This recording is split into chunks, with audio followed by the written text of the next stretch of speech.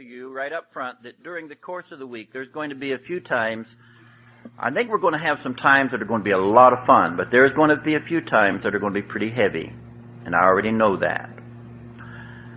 So how do you start a week out like this? How do I get to know you? I know some of you, but for many of you, I'm a new face. For some of you, my testimony is old hat, but for many of you, it's new. And having prayed about it, I decided that what I wanted to do today, instead of anything particularly formal or an outline, was simply to share with you my testimony. For you see, young people, I am not here to push a doctrine or a denomination or a movement. I'm here to share Jesus because I love him very, very much. I have good reason to. See, when I was born, when I said that I could empathize with those young people, I can. For you see, I'm mentally retarded. Don't laugh. Oh, you say, I'm not laughing, Brother Barr. I'd already picked that up. Okay. I have a stack of report cards about that high that will verify that. I don't mean just that the grades are poor, but the teacher has written in down at the bottom, this little boy cannot learn. He's a good little boy. If you'll put him over in the corner and give him something to color, he'll behave himself and you can teach the students that will learn. I was 21 years old when I graduated from high school. I was born into a family. My mother had serious problems, physical problems. She had 12 children. Only 4 of us survived infancy. We would be born very premature. We would struggle for life for 10 days, 2 weeks, sometimes a month, and then pass away. When I was born, I was a blue baby. In those days, you had to have an immediate transfusion from that, and so I had the transfusion. From the transfusion, I got hepatitis. I was born with one leg much shorter than the other. I wore a weighted shoe for many, many years. Later, they would discover in x-rays that I have all kinds of bones. I just have bones floating around inside of me. Don't even hook up to anything. I was supposed to have been twins. That explains a lot.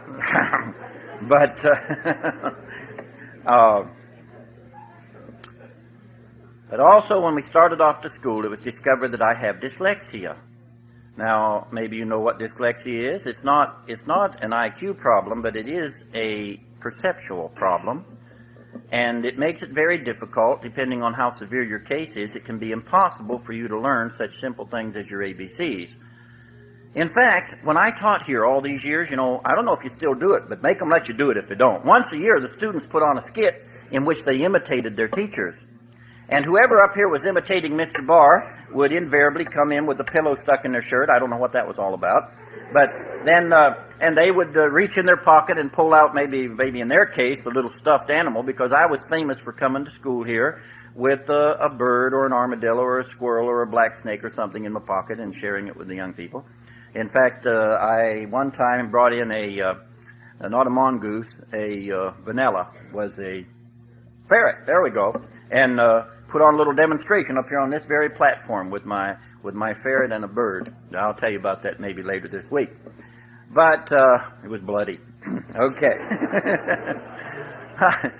But they would do that. And then whoever was standing up here pretending they were Mr. Barr, you know how you're supposed to imitate those mannerisms that you pick up from the teacher?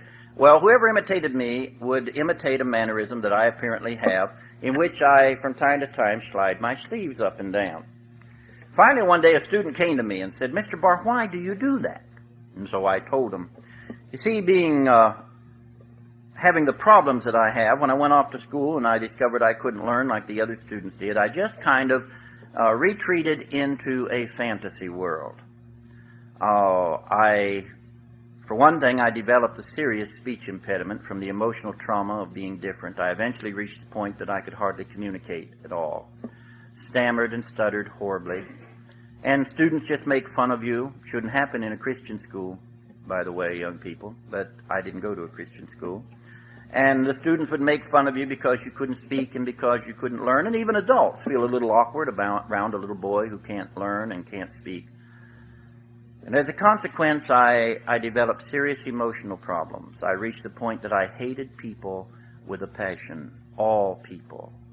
People hurt you. I loved animals. I wanted to live in the woods with the animals. Animals were nice. People were bad. I'd often run away from home to go live with the animals.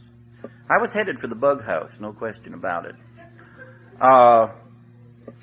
during that time, I withdrew from the real world, and I lived in a fantasy world. Most of my childhood is a blank to me. Most of it I do not remember.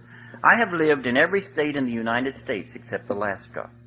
My father was a career military officer. He would go to an air base for 3 months, instruct the navigators in the latest techniques and equipment, and then we'd move to another base. And so as a consequence, I've lived everywhere. And when you change schools in 3 different states each year, and then you make a career out of getting through school, you can build up quite a stack of report cards and yearbooks. My mother every now and then will get all these yearbooks out and go through them, and she'll say, now this is Tommy.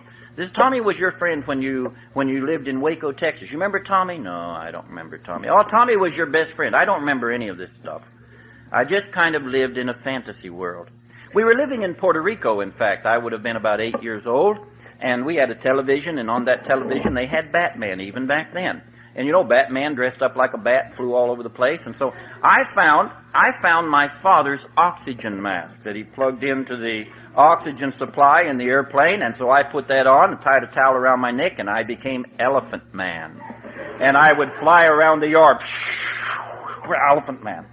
Well, it became so real to me that I decided that indeed I could fly. I climbed on top of a 2-story building and jumped off.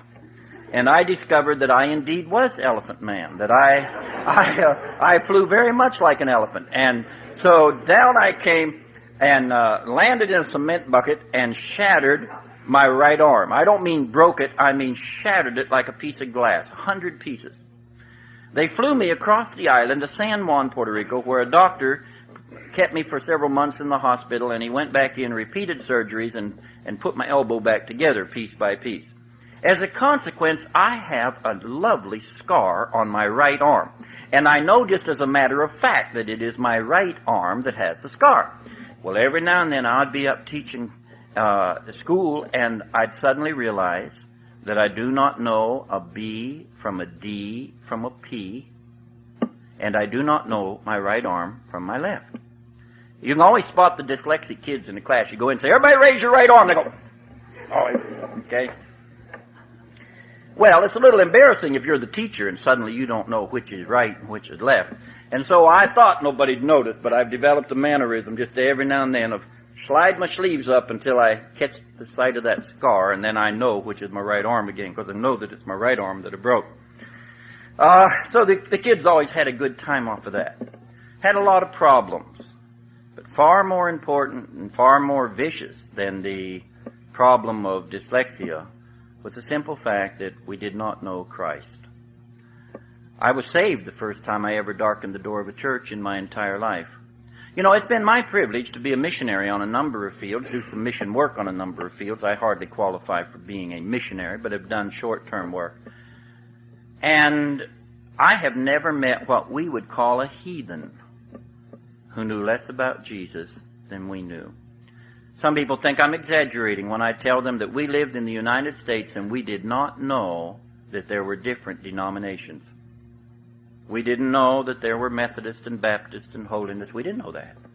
We just knew that some people went to church and some people didn't go to church, and we were among those that didn't. Now, there isn't anyone here that loves, adores their mother more than I do. I have a very wonderful, godly mama. If what I was about to tell you were still true, I wouldn't tell you, because I would not want to bring a reflection upon a mother that I love dearly and has been so wonderful to me. But back before she knew Jesus, my mother was wicked, not because she had a wicked heart, but because she didn't know. My mother was an alcoholic. She had joined the Alcoholics Anonymous trying to get help. They didn't help her. They do help some people with that problem. They didn't help her. She was a chain smoker, and while I blush to say it, I do want you to get the picture. My mother was a professional striptease dancer. Very lewd act. Wicked. Now, I do want to say this. I had a lot of problems in my life, but I did have one thing going for me that an awful lot of people do not have. Even at our worst, I always knew that my mother and my father loved me. There were times when the law threatened to come in and take us away from our parents because the money went for booze instead of for food. But it wasn't because they didn't love us. It was because they were captive to a vicious habit. Several years ago, before my children started marrying off, I was holding a meeting in Stoneboro, Pennsylvania. And one day I got my oldest son, Alan, my oldest daughter, Cindy, loaded them up in our van, and I said, we're going for a ride this morning. And they looked at me. They've learned that their daddy can do strange things. And so we headed off across the country, out into the country from a little city called Meadville, Pennsylvania, out to a little crossroads called Denny's Corners. Turned right at Denny's Corners and pulled off to the side of the road beside a great big pond. Lily pads and cattails and ducks swimming. And the kids looked at me, what are we doing here? I said, get out. So they got out. And we stood along the road, looking out over the pond. They were looking at me, now what? I said, I want to tell you something about this pond. I said, you see this lovely pond? I said, this has not always been a pond. In fact, it's only filled up with water in the last few years. It used to be a gravel pit, very deep, where they excavated gravel for building and construction and roads. I said, way over there, across in that far side where those ducks are swimming, about 40 feet down, before the water stood here, many years ago, there was a little tent pitched down there in the bottom of the gravel pit. I mean an old army surplus tent, no floor, just wood and canvas. And inside were two little cots made of wood and canvas from the army, an orange crate with a kerosene lantern on it, and that was home to a family.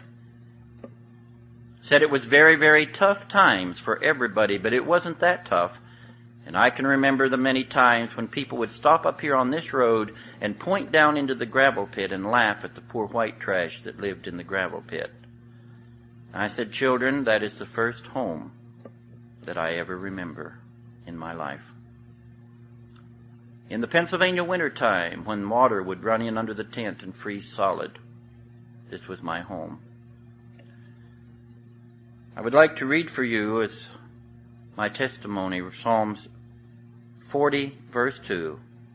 He brought me up also out of an horrible pit, out of the miry clay, and set my feet upon a rock, and established my goings. For you see, that was the first thing I remember. I remember the wickedness. I had a young person, the age of many of you in here, a young teenage girl, come to me some time ago. She was feeling sorry for herself. Mr. Barr, you don't know all of the things that we don't have because my parents have served the Lord all their lives. Their parents were full-time Christian workers. She'd come into my office belly aching and feeling sorry for herself. So we don't have fancy cars and a big boat and fancy clothes because my parents have served the Lord. And I said, young lady, you're right. You're right. There's just a lot of things you don't have because your parents have served the Lord. And I said, there are a lot of crying people out there today that wish they didn't have some of those things. You don't have the sad memories. You don't have the heartache and the pain. I said, young lady, what's the first thing you ever remember your mama teaching you? And she thought a little bit and decided that it was a little chorus about Jesus. I said, would you like to know the first thing I ever remember my mother teaching me? A little handicapped boy. My father would be posted overseas, TDY, for a few months at a time, and while he was gone, my mother would entertain men. Every now and then she would get hold of a man that was more than she bargained for, and she'd want to get rid of him. And so she taught her little handicapped boy a code that she could tap out on the wall beside her bed that adjoined my bedroom. And when I heard the code, I would get up and get the nickel off of the dresser and crawl out the window and go down to the corner phone and call home, so that the phone would ring at home and my mother could answer it and pretend it was my daddy coming home early and get rid of the man she didn't want. It's the first thing I ever remember my mama teaching me. He brought me out of a horrible pit. While we were living in Puerto Rico, my mother gave birth to a little girl. I had an older sister. She lived only a couple months. I visited her gravesite not too long ago. But now this little girl was born so premature. No one gave her any hope of living. She was born in a primitive condition out in the countryside of Puerto Rico many years ago, in a little Puerto Rican hospital Her lungs collapsed at birth, and they put her into an old Army surplus oxygen tent, though no one expected her to live. And because she had to stay in the oxygen tent, and because no one expected her to live, and because they didn't have the facilities they have now, no one weighed her at birth because they simply weren't able. After she'd struggled for life for a few weeks and it became obvious that she was indeed going to live, they weighed her, and when they weighed her, she weighed 2 pounds and 1 ounce. Her name is Anita, and some of you may know Anita. Anita is a missionary in Taiwan today and served in the Bahamas and the Turks and Caicos Islands and sat where y'all have sat here at this school. But when she was struggling for her life, my mother, not knowing God at all, but wanting her little girl to live, cried out to the God she didn't know and said, "Oh God, if you'll let my little girl live," and she figured the worst thing that we did was that we didn't go to church. She said, "If you'll let my little girl live, I'll start going to church." And against all the odds, Anita lived. We were posted back to the United States. One day we were living in a trailer park, and one day there was a knock at the door, and a lady invited us to church. And my mother said, "We don't go to church." And the woman left. But after she was gone, my mother looked down at her little baby, remembered her vow that she'd made to God just a few months before, was afraid that maybe God would take her up on her vow. And so when the lady came back the next week and once again invited us to church, and I am so very, very glad that she came back again. This time we said we would go, and so for the first time in my life, 9-year-old boy, first time ever, nearly the first time for my parents since they were just little tiny children, once or twice. First time for me, we went to church. It was a great, big, modern, high-steeple church, a church that, with a denomination that really you don't expect to hear a lot of gospel in. But the preacher preached a simple gospel message. He preached that we were all sinners, but that Jesus had died for us, and that if we'd come to Him, He'd save us. And that's the truth if the devil says it. And so at the end of the service, my mother and my father and myself, my little brother and little sister not old enough to understand, we went forward. They didn't have an altar. They took us to an inquiry room, read some scripture to us, asked us if we believed them. We said that we did, and Jesus saved us. Oh, you can't get saved that way, Brother Barr. You got to cry a little bit. No, you can get saved that way if you don't know any better, and if you haven't walked behind a bunch of light and played games with God. You can get saved that way. I remember so well the very next morning, as I stood, a little skinny, handicapped boy, stood in the darkened kitchen of our house trailer long before dawn, my heart slamming away in my chest, waiting, listening, till I heard the sound I'd been listening for, the milk bottles moving around out on the porch as the milkman delivered our milk. I'd been waiting for him. And I threw the door open, and he jumped back and looked at me as I stood there, and I said, guess what? He said, what? I said, I'm saved. And I knew that it was. And young people, that's why I'm here today. That day I discovered that I was not a piece of garbage. I wasn't a mistake. That you aren't important because you're good looking or smart or talented or rich. You're important because God loved you so much He gave His Son to die for you. And it changed my life. It transformed me. The clouds began to lift off of my mind. It didn't happen all at once, but God began to give me meaning and purpose and significance and value. And I knew that He had a place for me. And that's what I'm here for. I want to share Jesus because I love Him and because He's done so much for me. I remember how God began to transform our home. God instantly delivered my mama from alcohol. I know that there are people just as well saved as my mama who struggle with those habits. I know that. But God, in His mercy and grace, just instantly delivered my mama, delivered her from tobacco.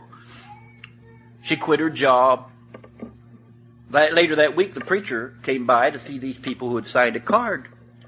And had just gotten saved in his church. And my mother was just bubbling over how God had delivered her and saved her. And the preacher that had brought us to Jesus was horrified.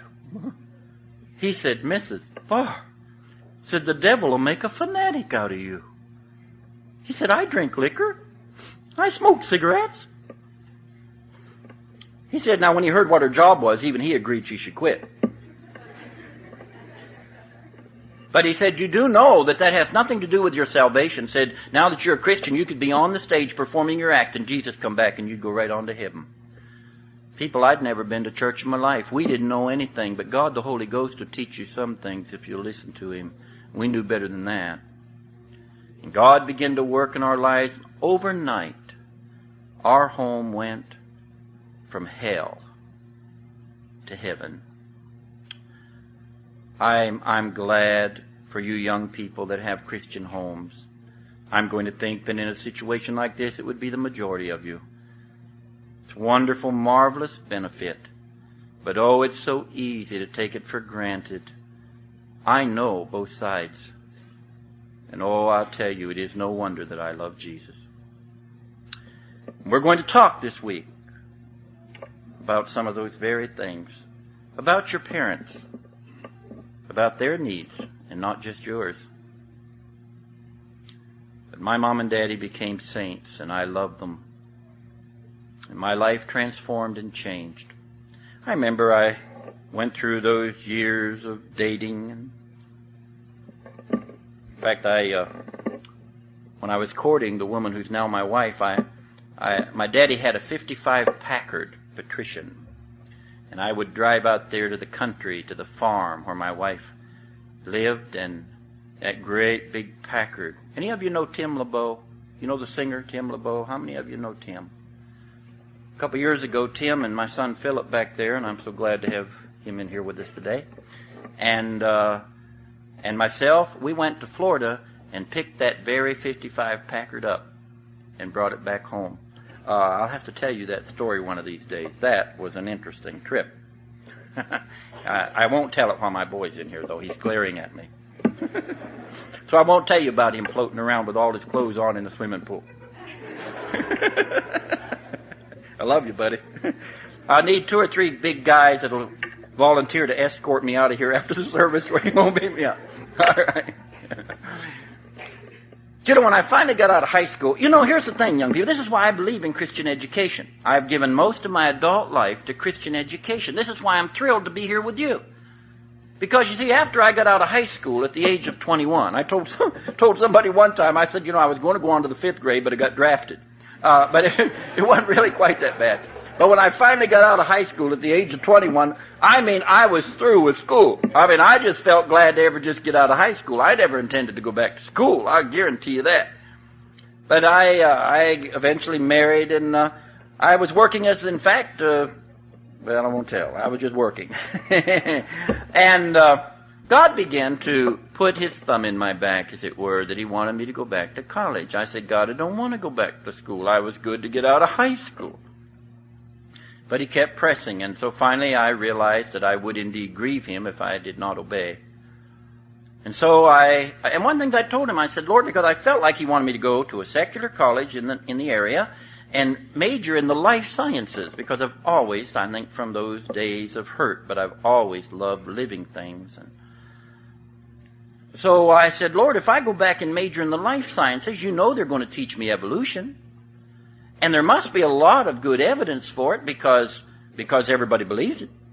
And if they come trotting out all this evidence, I can't be like the proverbial ostrich and stick my head in the sand and pretend I don't see it. I have to face truth. I've got to be honest with myself.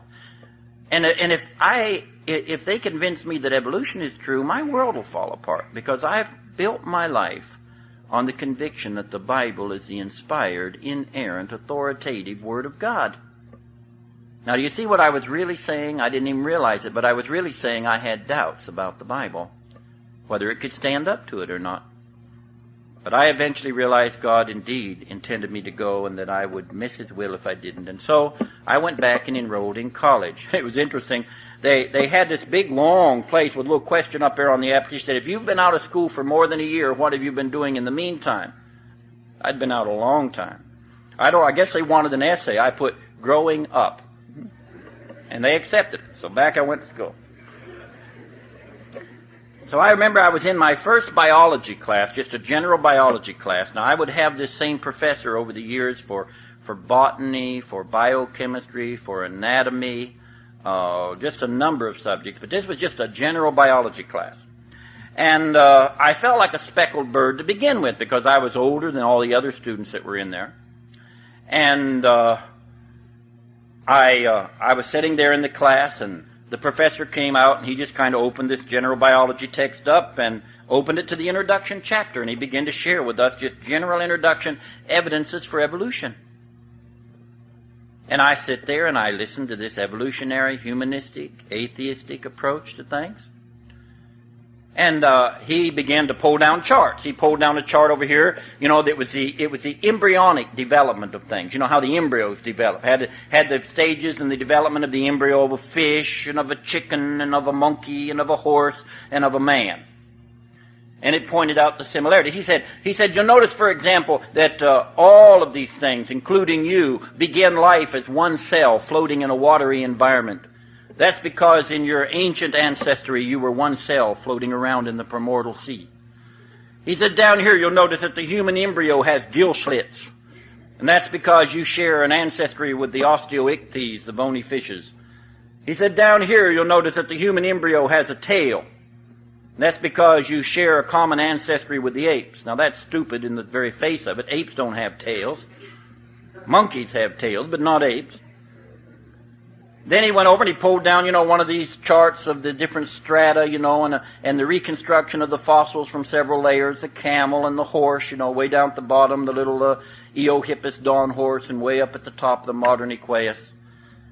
Then he pulled down a chart of the vestigial organs. That's organs that used to do something when you crawled around on all four and ate grass, but now that you're up, evolved to what you are, they don't do anything anymore. And he was going through these, especially when he was going through this one about the embryonic development of things. I was dumbfounded. I mean, I had read some, and I thought that was so thoroughly discredited that they didn't teach that anymore. And so I raised my hand. He looked at me and said, yes, sir. Well, I used the terminology that I had seen in the reading that I was doing, which, of course, was creationist reading. And I found that I was using a term that they don't use anymore. But I said, are you saying that embryology recapitulates paleontology? Well, as soon as I said that, he knew what I was, because they don't use those terms anymore. He glared at me.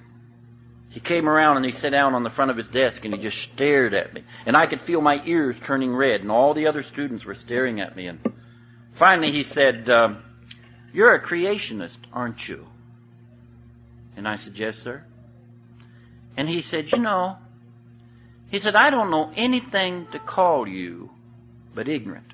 You're just ignorant. Well, of course I was ignorant. What do you think I'd come to college for? Because I knew everything?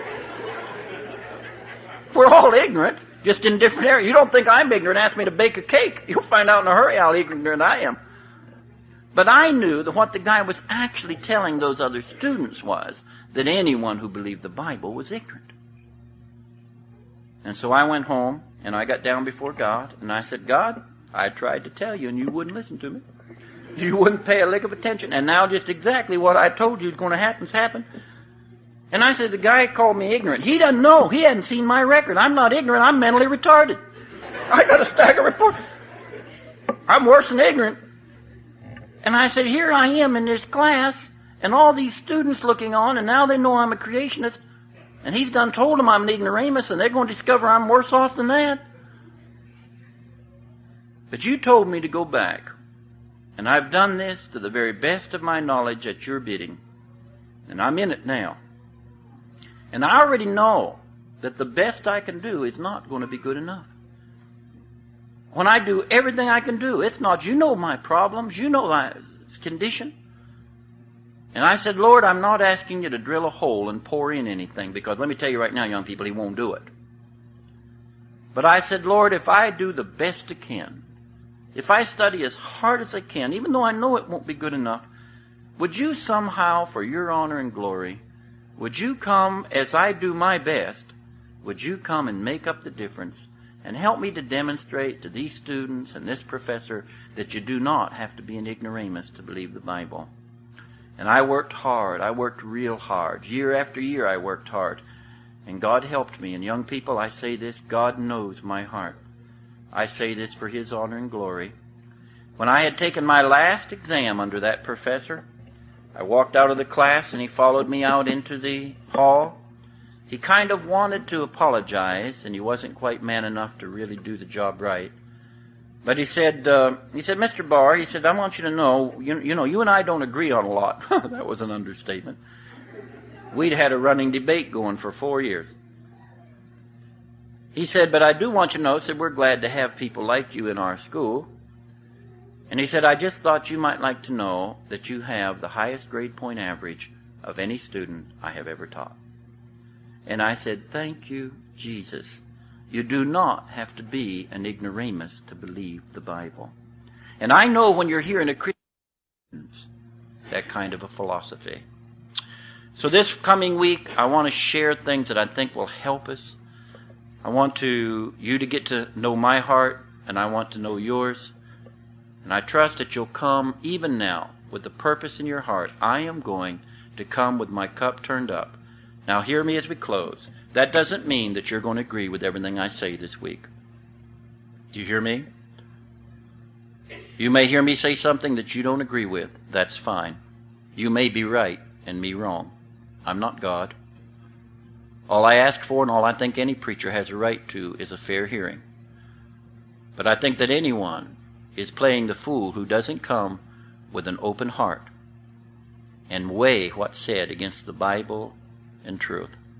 And I believe if you'll do that, God can make this a good week for us. I'm looking forward to it. Would you stand with me? Anything else we're supposed to do before we dismiss? All right, you're dismissed. Have a good time. See you tomorrow.